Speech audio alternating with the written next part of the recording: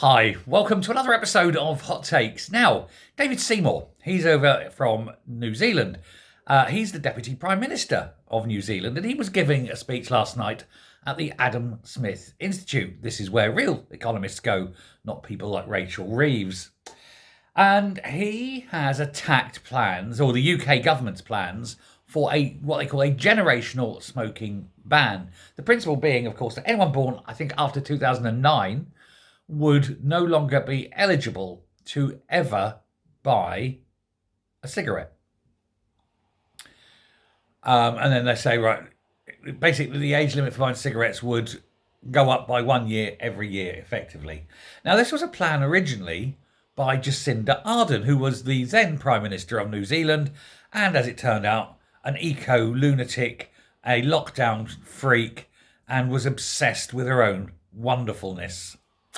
Well, it was put in place and then it was almost immediately reversed and rejected as soon as she left office, which was quite wise too.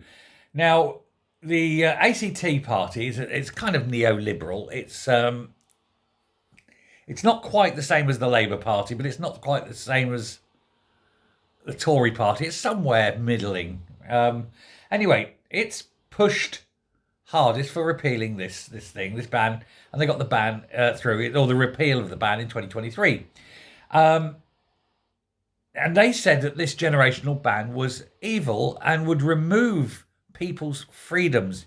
And they said, you may not like the fact that people smoke, but it's wrong to take away their freedom to do so, provided it's A, it's adults who know exactly what the consequences are, and B, that it doesn't harm other people. So no smoking in pubs and restaurants, things much as we have, basically.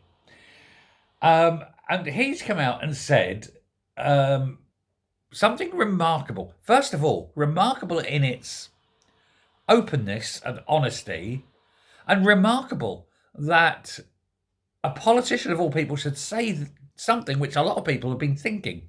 And I'm going to read to you now what his views on this potential smoking ban in Britain is.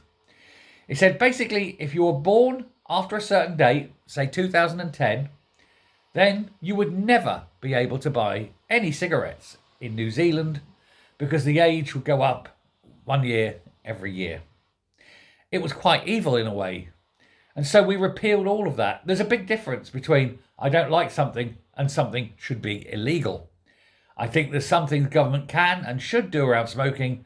It should ensure people know the dangers. That's been done. It should make sure that people don't impose fiscal costs on each other. That's been done. And smokers he says, and this is where I jaws dropped. He said, smokers are fiscal heroes. If you want to save your country's balance sheet, light up.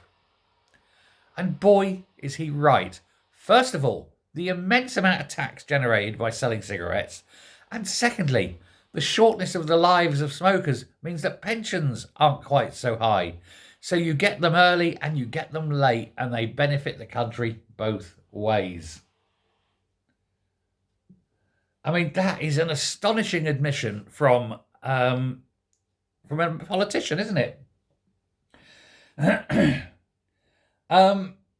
In Seymour's wide-ranging speech, and then he did a chat with Daniel Hannan, he said that many governmental departments are wasteful, they're expensive, and, in his words, mostly pointless. I'm looking at you, Lisa Nandy. He says, he singled out Department of Energy Security and Net Zero. That's pointless, isn't it? And expensive, and, useless, led by an idiot, worse than an idiot, led by an ideologue. But he says that basically there's a lack of conviction in British politics. Nobody really knows what they're doing. They haven't got a direction to go to, and they just simply keep collecting tax for the sake of it. Then they have the money and they don't know what to do with that, so they keep giving it away. Man, the guy is based. Man, the guy is honest. We need David Seymour over here running our country. I mean, the honesty of the man. Unbelievable, isn't it? And why can't we have politicians like this? Why do we have to have the politicians we got? It's nice. Anyway, well done, David Seymour. Let me know what your thoughts are. Thanks very much. Bye.